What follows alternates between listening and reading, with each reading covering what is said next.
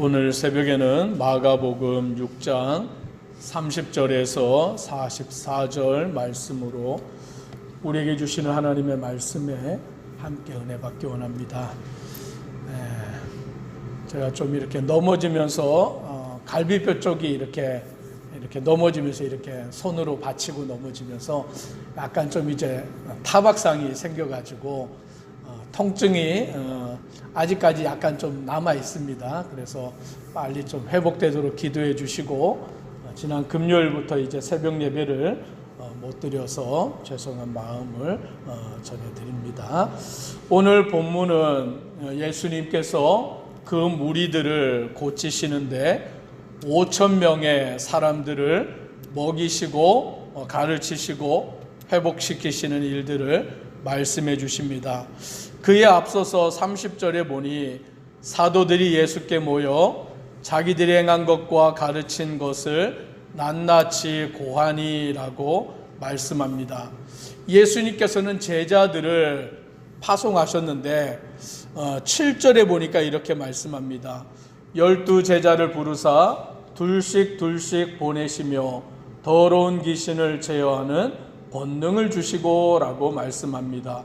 그 12 제자를 2명씩 짝지어서 예수님이 보내실 때 더러운 귀신도 제어하고 또 권능도 주시고 하나님의 나라의 천국 복음을 전파하도록 그들을 보내셨습니다. 그래서 이제 그들이 2명씩 다니면서 천국 복음을 전하고 귀신을 쫓아내고 하나님의 권능으로 그 사역들을 행하고 이제 예수님께 와서는 자기들이 행한 것과 가르친 것을 예수님께 낱낱이 고하였습니다.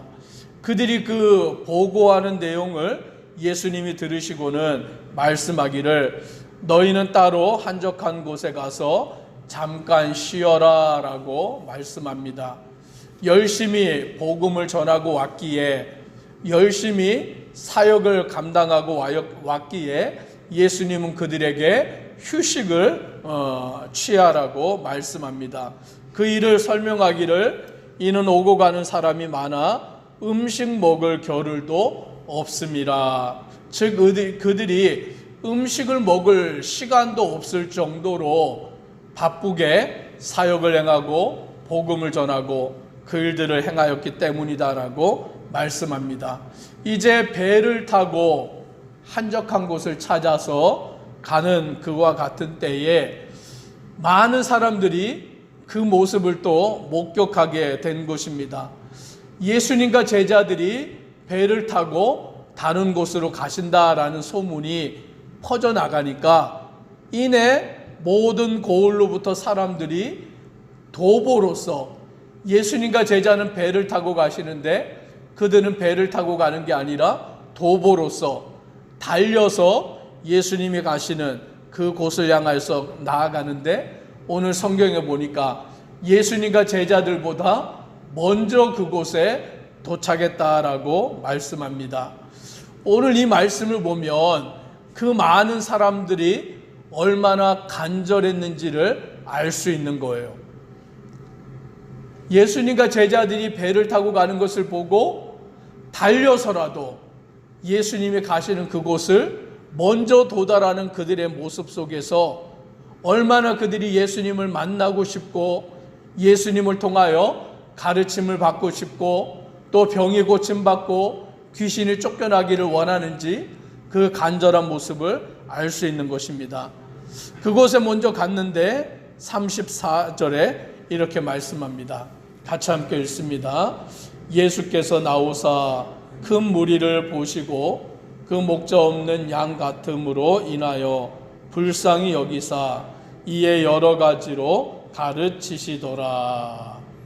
예수님이 그 무리를 보시는데 어떤 마음이 드셨냐면 목자 없는 양 같음으로 인하여 불쌍히 여기셨다라고 말씀하시는 거예요. 목자가 없는 양은 목자가 있어야 그들을 푸른 초장과 쉴만한 물가로 인도하고 이리 때나 맹수로부터 그 양들을 지키고 보호해 주는데 오늘 이스라엘 백성들의 모습이 목자가 없는 양과 같다라고 말씀합니다. 당시에는 종교 지도자들이 있었습니다. 제사장들도 있었고 바리새인들도 있었고 서기관들도 있었고 종교 지도자들이 있어서 그들을 가르치고 인도하는 자들이었는데, 실상 백성들은 그들에게 올바른 가르침을 받지 못하였던 것입니다. 그들을 통하여서 영적인 갈급함이 해결되지 못하였던 것입니다. 그들은 백성들에게 지키기 어려운 율법만을 강조하고, 율법을 지키지 아니하면 율법을 어겼다고 정죄하고 비난하고 책망하기만 하였지, 그 백성들의 어려움과 곤고함을 돌아보지 아니하였던 것입니다.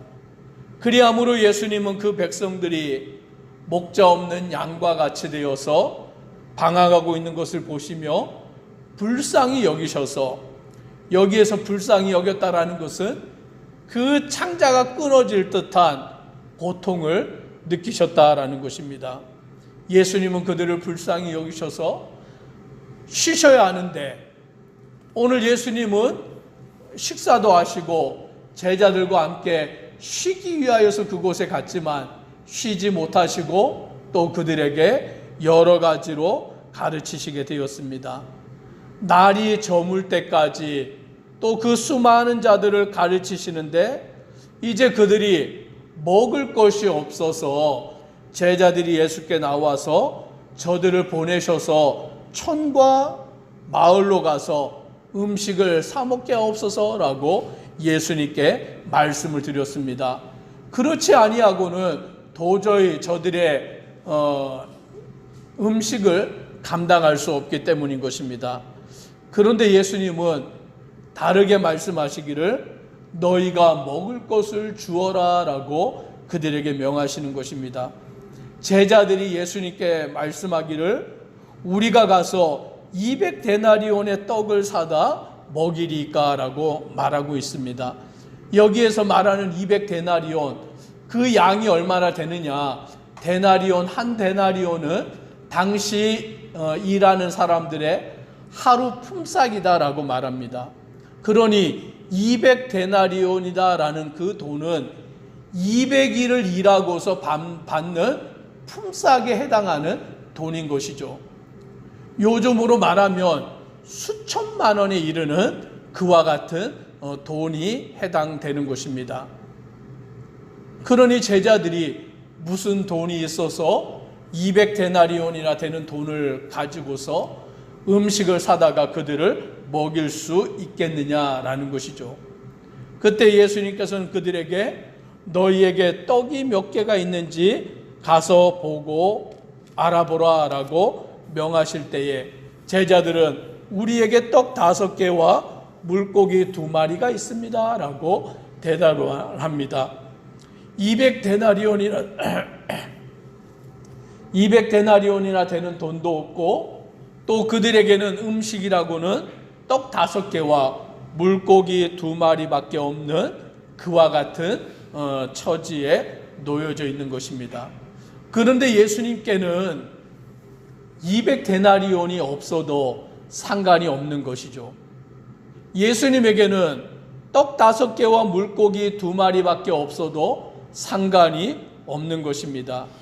예수님은 제자들에게 명령하시기를 모든 사람으로 떼를 지어 푸른 잔디 위에 앉게 하라라고 명령하시므로 100명씩 50명씩 사람들이 떼를 지어 앉게 되었습니다. 그때 예수님께서 무엇을 하셨느냐? 41절을 우리가 같이 함께 읽습니다. 예수께서 떡 5개와 물고기 2마리를 가지사 하늘을 우러러 축사하시고 떡을 떼어 제자들에게 주어 사람들에게 나누어 주게 하시고 또 물고기 2마리도 모든 사람에게 나누시매. 오늘 예수님이 하시는 일은 뭐냐? 떡 5개와 물고기 2마리밖에 없지만 그것으로는 한 사람의 식사밖에 되지 아니하는 양이지만 하늘을 우러러 축사를 하시는 거예요. 하나님 아버지 앞에 기도를 드리시는 거죠. 이 작은 1인분밖에 안 되는 그 물고기 2마리와 떡 5개를 가지고 하늘 향하여서 축사를 하시고 제자들에게 명령하기를 떼어서 나누어 주라. 떡을 떼어 나누어 주고 물고기 2마리도 나누어 주라라고 명령을 하십니다. 제자들의 입장에서는 그 떡을 아무리 나누어 주어봤자 2명, 3명, 5명 그 이상은 먹이기 어려울 정말 작은 양에 불과한 것입니다. 그런데 제자들은 예수님의 말씀을 따라서 떡을 나누어 주고 물고기를 나누어 주는데 그곳에 모인 모든 사람들이 다 배불리 먹고 12광주리가 차게 남는 놀라운 역사가 나타났다라고 말씀합니다. 게다가 그것을 먹은 사람들은 남자만 5,000명에 해당하는, 당시의 숫자는 성인 남성만 숫자에 포함되었기 때문에 여자나 어린아이나 늙은 노인들이나 그와 같은 사람들의 수를 포함하면 수만 명에 이르는 사람들에게 그 물고기 2마리와 떡 5개를 통하여서 먹이고도 12광주리가 남는 역사가 나타난 것입니다. 오늘 이것은 우리의 입장에서 보면 불가능한 일인 것입니다. 우리의 이성적인 생각으로 보면 이것은 도저히 안 되는 일인 것입니다. 돈이 있든지 음식이 있든지 해야만 그 수많은 사람들을 먹일 수 있는데 예수님에게는 돈이 없어도 음식이 없어도 하나님 아버지 앞에 기도하여 그것을 나누어 주게 하실 때에 그 사람들이 다 먹고도 12광주리가 남는 역사가 이루어지는 것입니다. 오늘 저와 우리 성도님들은 이 말씀을 통하여 예수님만 믿기를 주님의 이름으로 축복합니다. 오늘 우리에게 아무것도 없어도, 우리에게 가진 것이 없어도, 우리에게 능력이 없어도 예수님 한 분만 계시면 모든 것이 가능한 것임을 믿고 주님만을 섬겨 따라가는 우리의 심령 되기를 주의 이름으로 축복합니다. 기도드리겠습니다.